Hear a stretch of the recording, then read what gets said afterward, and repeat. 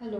आज के हमारी वीडियो का टॉपिक है defences to an action for defamation. Example के लिए लगाइए कि यहाँ पे ए पर्सन ने बी पर्सन पर सूट फाइल कर दिया है डेफामेशन के लिए। तो अब बी के पास क्या क्या डिफेंसेस हो सकते हैं, यानी क्या क्या प्ली वो दे सकता है अपने बचाव में। अगर इन तीनों में से कुछ भी है तो बी जो है उसको लायबल नहीं बनाया जाएगा डेफामेशन के लिए। तो चलिए हम इन पॉइंट्स को डिटेल में देखना शुरू करते हैं। हमारा फर्स्ट पॉइंट है जस्टिफिकेशन और ट्रुथ। अगर पर्सन ने जो स्टेटमेंट दी है, लगाइए कि यहाँ पे ए ने बी पे सूट फाइल करा था, तो अगर बी की स्टेटमेंट जो है वो ट्रू है तो बी के लिए कंप्लीट डिफेंस है। Second thing, fair comment. अगर बी ने सिर्फ और सिर्फ फेयर कमेंट किया था, पब्लिक इंटरेस्ट में सिर्फ एक फेयर कमेंट किया था, तो भी उसको डेफामेशन के लिए लायबल नहीं बनाया जाएगा, उसके लिए डिफेंस है।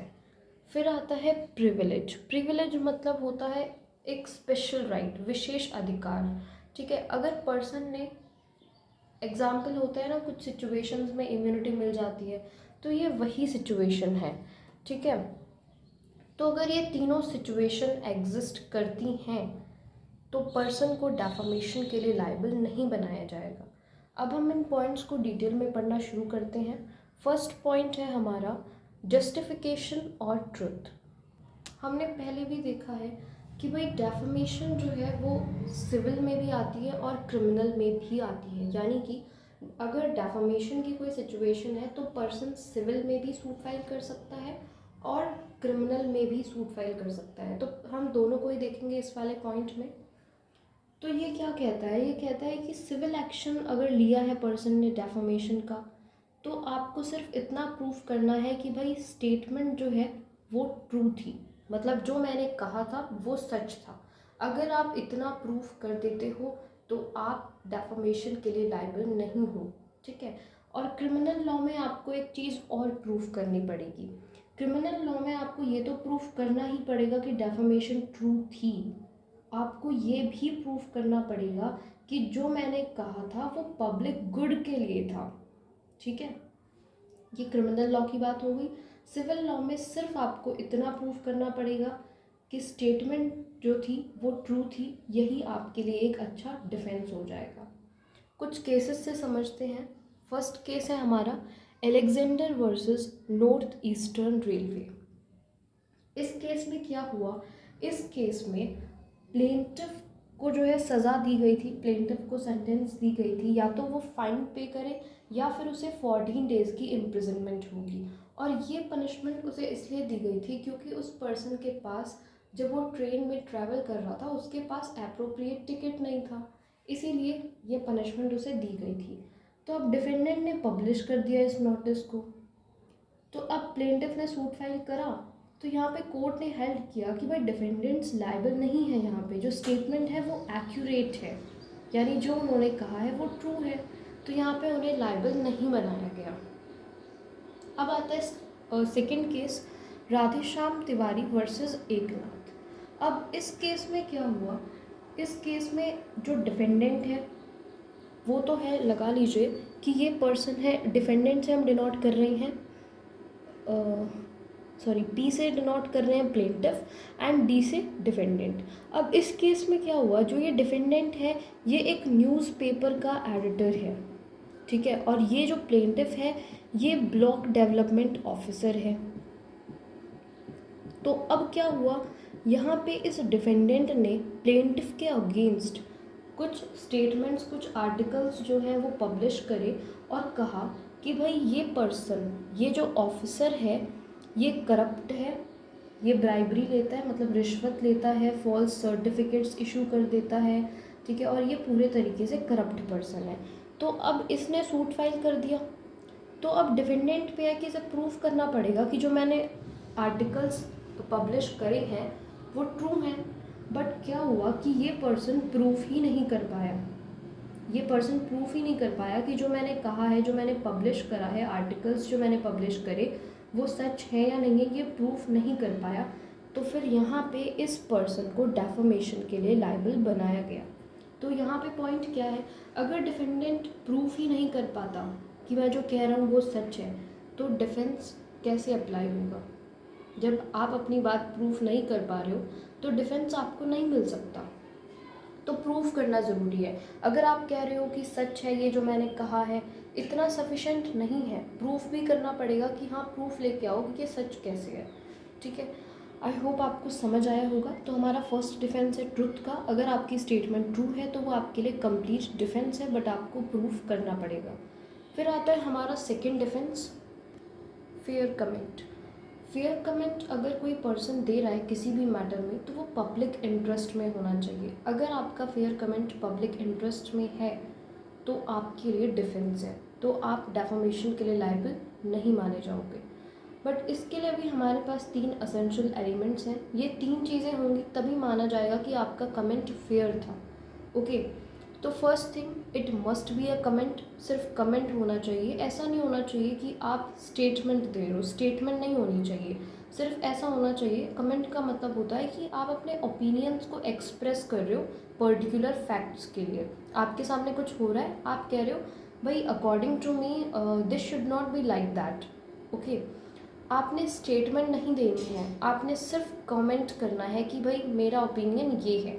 ओके, अगर स्टेटमेंट देते हो तो स्टेटमेंट सिर्फ प्रिविलेज में और ट्रुथ वाले फर्स्ट डिफेंस में ही आप यूज़ कर सकते हो, वहीं पे आप एक्सक्यूज़ ले सकते हो। फेयर कमेंट के लिए अगर आपने ये डिफेंस लेना है तो प्रूफ करना होगा कि सिर्फ ओपिनियन ही एक्सप्रेस किया था।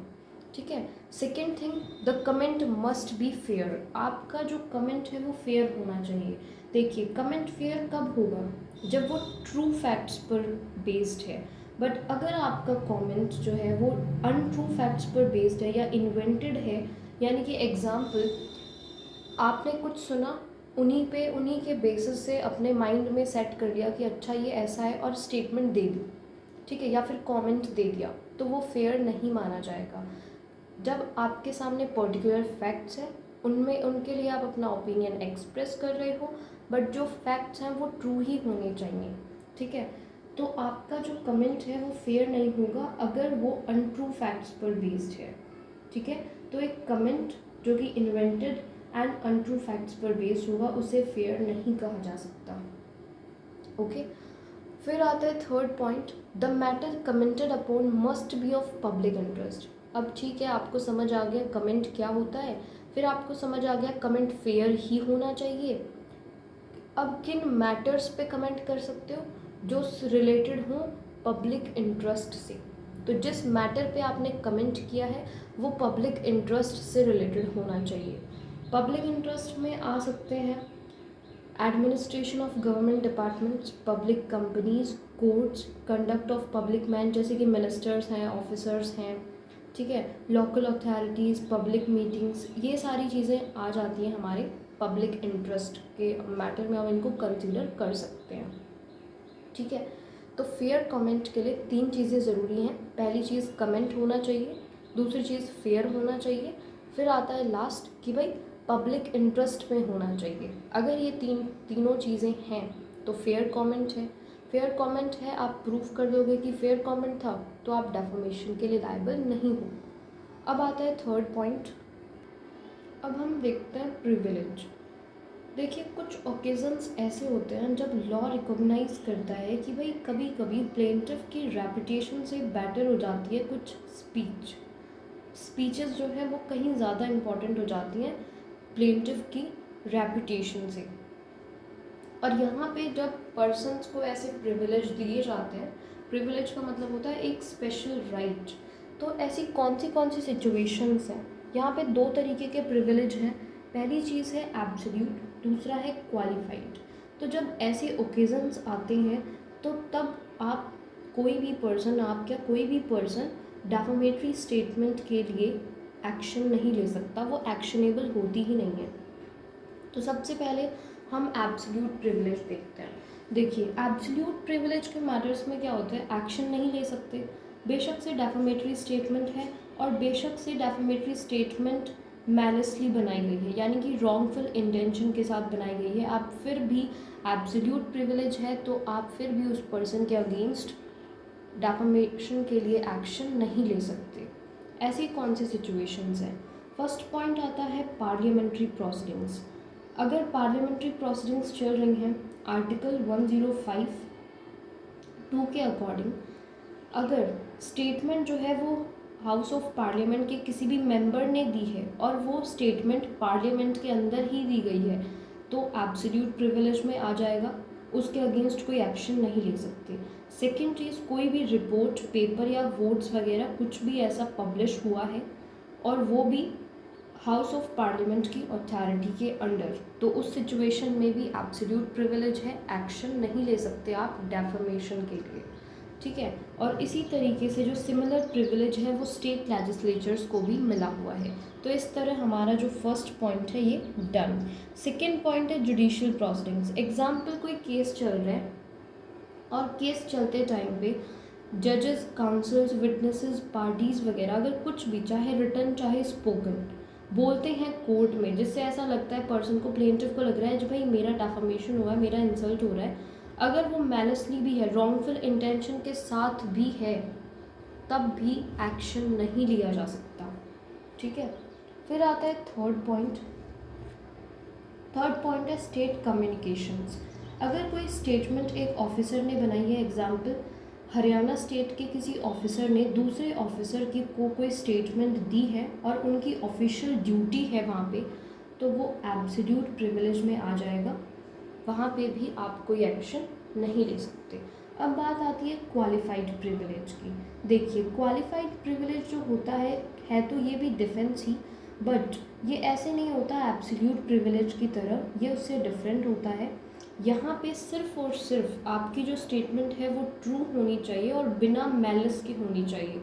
यानी अगर आप क्वालिफाइड प्रिविलेज का डिफेंस लेना चाहते हो तो आपकी जो स्टेटमेंट है, आपने जो स्टेटमेंट दी थी, वो बिना किसी मैलिस के होनी चाहिए, ठीक है। अगर ये डिफेंस चाहिए है तो ये ज़रूरी है कि भाई वहाँ पे कोई ओकेज़न होना चाहिए वो स्टेटमेंट देने के लिए। ओकेज़न कौन सा? या तो आप स्टेटमेंट जो है वो तब दे रहे हो, एग्जाम्पल आप कोई ड्यूटी डिस्चार्ज कर रहे हो, या फिर आपने इंटरेस्ट प्रोटेक्ट कर रहे हो, या तो अपना या फिर किसी दूसरे पर्सन का इंटरेस्ट प्रोटेक्ट कर रहे हो, या फिर कोई फेयर रिपोर्ट दे रहे हो, चाहे वो पार्लियामेंट से रिलेटेड हो, जुडिशियल से, या फिर किसी और पब्लिक प्रोसीडिंग से। सेकेंड थिंग आती है कि स्टेटमेंट जो है वो बिना किसी मैनर्स के होनी चाहिए। एग्जाम्पल देखते हैं क्वालिफाइड प्रिविलेज के लिए। एग्जाम्पल, ये ए पर्सन है, ये शॉपकीपर है, ठीक है, ये शॉपकीपर है और इसने अपने सर्वेंट से क्या कहा कि भाई तुम जेड को, अगर वो पैसे ना दे तो तुम जेड को सामान मत देना, मुझे उस पर कोई भरोसा नहीं है, ठीक है। यहाँ पे जो ए ने कहा है वो किस लिए कहा है? अपने इंटरेस्ट को प्रोटेक्ट करने के लिए। तो यहाँ पे जेड ये नहीं बोल सकता कि इसने मेरा डेफामेशन करा है, इसने मुझे डिसऑनेस्ट बोला है या कुछ और, ऐसे नहीं बोल सकता, क्योंकि ये यहाँ पे अपने इंटरेस्ट को प्रोटेक्ट करने के लिए बोल रहा है, ठीक है। अब बात आती है ड्यूटी को डिस्चार्ज करने की। एग्जाम्पल के लिए, एग्जाम्पल यहाँ पे ये एक मैजिस्ट्रेट है, एग्जाम्पल ये ए जो पर्सन है ये एक मैजिस्ट्रेट है, लगा लीजिए आप, ये एक मैजिस्ट्रेट है। अब जब ये रिपोर्ट बना रहा था तो इसने अपने सुपीरियर ऑफिसर को कहा कि भाई जेड का जो कैरेक्टर है, मतलब ए ने जेड के कैरेक्टर के बारे में कहा कि इस पे कुछ एलिगेशंस लगाए कि सही नहीं है। अगर एलिगेशंस यहाँ पे गुड फेथ में और पब्लिक गुड के लिए बनाए जा रहे हैं, दिए जा रहे हैं, तो ए जो है वो क्वालिफाइड प्रिविलेज का डिफेंस ले सकता है, ठीक है।